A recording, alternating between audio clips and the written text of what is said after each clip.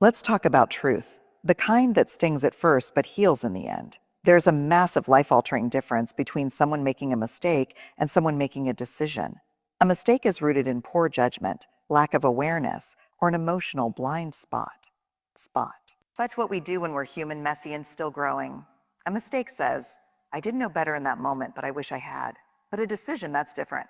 A decision says, I knew this would hurt you, and I did it anyway. A decision is calculated. It's measured. It's measured. Sometimes it's even wrapped in charm or dressed up in good intentions. But no matter how it looks on the outside, when someone chooses to cross a line that they know matters to you, it's not a mistake, it's betrayal. And when you try to treat a decision like it was a mistake, you end up betraying yourself. You rationalize their behavior, you downplay your pain, you tell yourself, maybe I'm overreacting.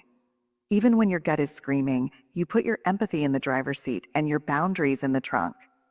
But here's the truth. When someone intentionally causes harm, that's not an accident you can clean up.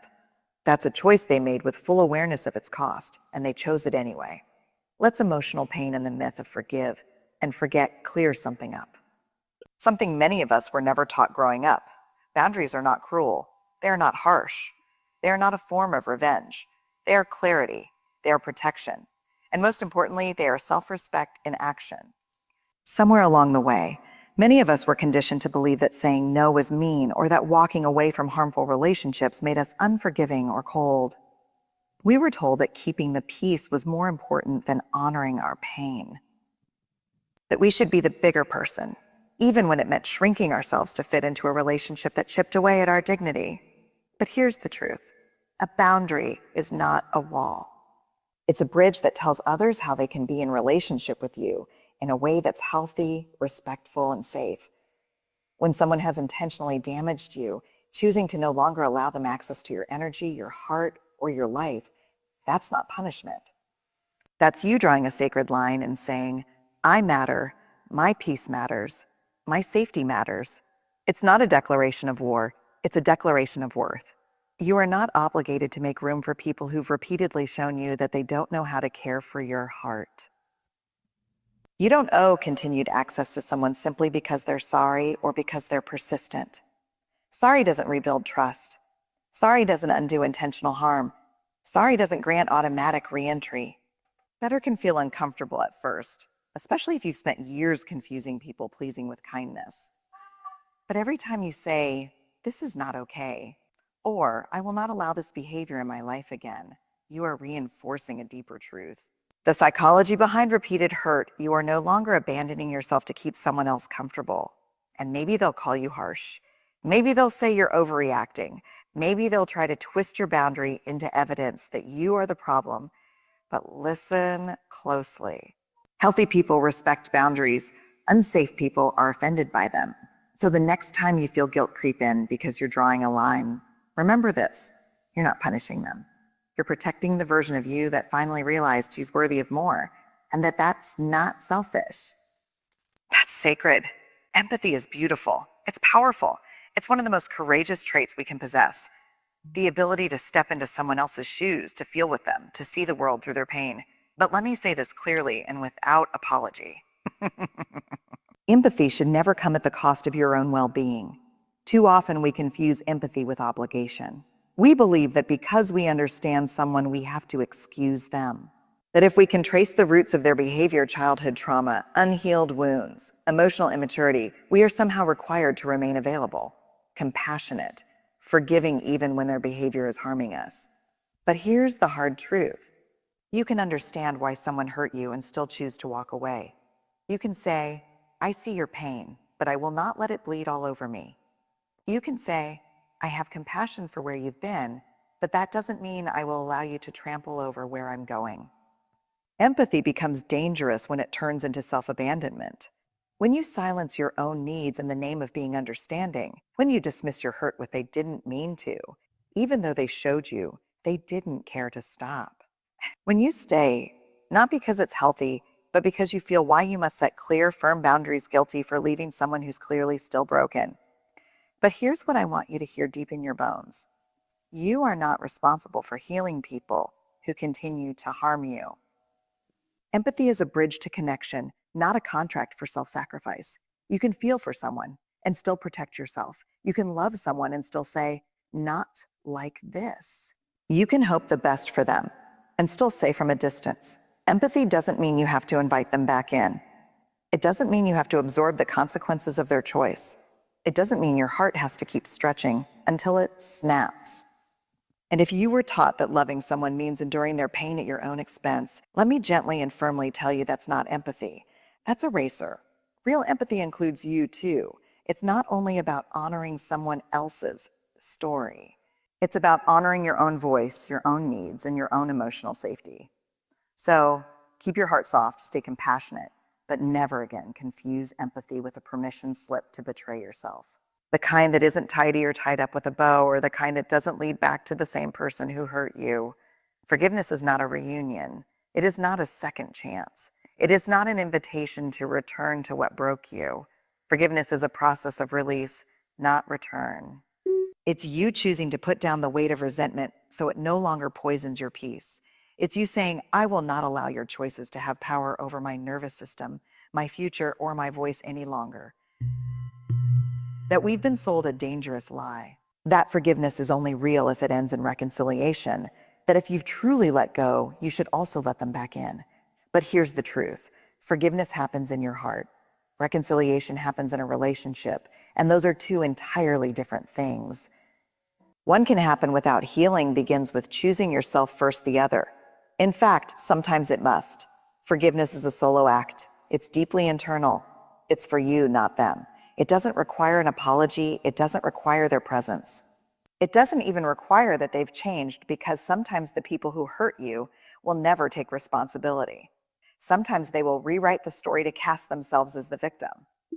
Sometimes they'll expect you to move on without ever doing the work of repair. And in those cases, forgiveness is not saying it's okay. But forgiveness is saying it's over. You don't get to hold space in my mind anymore. Letting go does not mean forgetting. It means remembering without reliving. It means you can tell the story of what happened without trembling, without rage, without needing them to feel what you felt. And sometimes the most powerful act of forgiveness is simply this: closing the door, locking it, and walking away with your head high. Reconciliation, on the other hand, is a joint effort. It requires remorse, repair, accountability, and change. Requires both parties to show up not just with words, but with new behaviors. Without those things, reconciliation isn't healing. It's self-abandonment dressed up in spiritual language. So, let's stop telling people they haven't truly forgiven if they don't reconcile. Let's stop pressuring hearts to open up to those who haven't earned re-entry. Let's stop confusing grace with permission.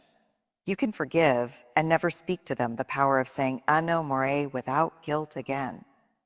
You can release the bitterness and still reinforce your boundaries. You can wish someone healing and still know they're not safe for you. Because forgiveness is not a bridge back to pain. It's the key that unlocks your own freedom. People show you who they are. Believe them the first time. And we don't like to believe it.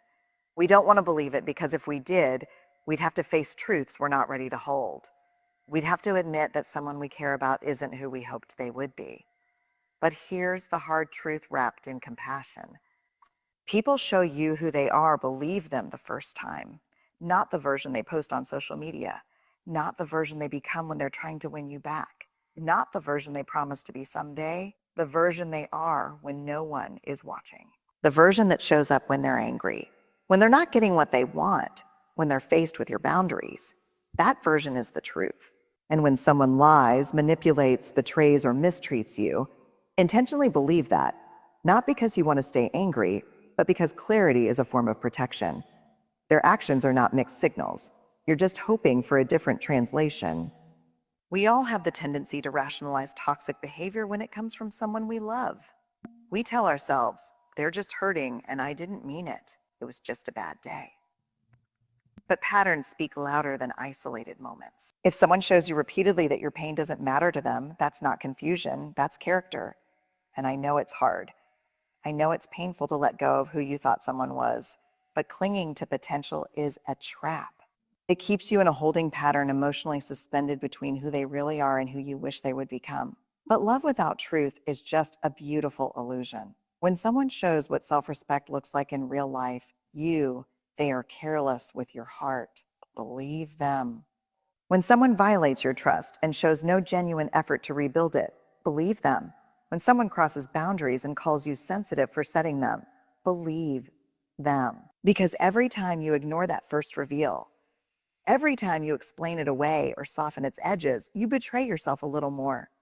You are not here to rewrite someone else's story at the cost of your own peace. Believing someone the first time they show you their truth isn't harsh. It's wisdom. It saves you from pouring more energy into someone who already told you they wouldn't hold it with care. This is not about bitterness. It's not about judgment. It's about discernment. It's about choosing your peace over your pattern of rescuing people who are more invested in staying the same than in showing up differently. So the next time someone shows you who they are when their words don't match their actions, when their behavior writes a story your heart doesn't want to read, pause, breathe, pay attention. Not everyone deserves a second look. Some people only need to show you once. You deserve to believe what you see the first time. Healing requires safety. Healing is not just about time. It's not just about journaling, therapy, or affirmations whispered into the mirror. Healing is about environment. And more than anything, healing requires one essential ingredient: safety. You cannot begin to heal in the same environment that hurt you. You cannot grow while you're still bracing for impact. You cannot learn to trust yourself again while someone is still actively making you question your reality. Healing requires peace, not performance. It needs stillness, not survival mode. It needs a space where your nervous system can exhale, where you're not constantly analyzing, tone reading between the lines, or preparing for the next emotional ambush. We like to believe that we can heal while staying connected to the people who broke us, that we can find our footing while still standing on cracked ground. But the truth is, healing cannot happen in chaos. It cannot happen in a relationship where you are constantly being re-injured. And let's name this because it matters. If someone intentionally damaged you and you are still in contact with them, still trying to work it out, still giving them access to the soft parts of your soul, your healing is not just don't let fear of loneliness keep you trapped, stalled. It's under attack. It hurts a version of you wiser, more grounded, more whole on the other side of that pain. But you won't meet her until you remove yourself from the places and people that made her disappear in the first place. Safety isn't just about the absence of violence. It's about emotional security. It's about knowing you can speak without being mocked, be feel without being punished, say no without fearing abandonment, lust without guilt, laugh without tension. And here's what no one tells you. Sometimes you have to build that safety for yourself. Sometimes it means saying goodbye to someone you love. Sometimes it means drawing a boundary that feels like a wall but is actually a lifeline. Sometimes it means choosing loneliness over loyalty to dysfunction. And that is not weakness. That is wisdom. You are not meant to carry your healing into battlegrounds. You are not designed to bloom in places where your soul is being stepped on. You are allowed, encouraged to choose peace even if it disappoints the person who hurt you, especially if it does, because your healing is not a negotiation. It's not something you earn by being agreeable. It's not something someone else gets to control. Healing begins when you choose you. When you say no more, when you create space for softness, silence, honesty, and breath. You don't have to be brave in the presence of danger. You have to be brave enough to walk away from it and into the safety you deserve. You are not unkind for refusing to reopen a door that someone intentionally slammed on your heart. Oh, you are not bitter for protecting yourself. You are not unforgiving for walking away from someone who had every chance to treat you with care and chose not to. You have every right to choose peace over chaos. Final words reclaim your peace and power. You have every right to honor the pain you didn't deserve. And you have every right to protect the version of you that finally said, no more. This isn't about revenge. This isn't about being hard or heartless. This is about learning to recognize the difference between a person who made a human mistake and one who made a clear, conscious decision to harm you and never looked back. You don't need another apology. You don't need them to understand the damage. You don't even need closure from their side. You are the closure. Every boundary you hold, every second chance you refuse, every quiet decision to heal in peace, that is your closure. That is your healing. So if you've been waiting for a sign to stop giving your heart back to people who keep dropping it, this is it.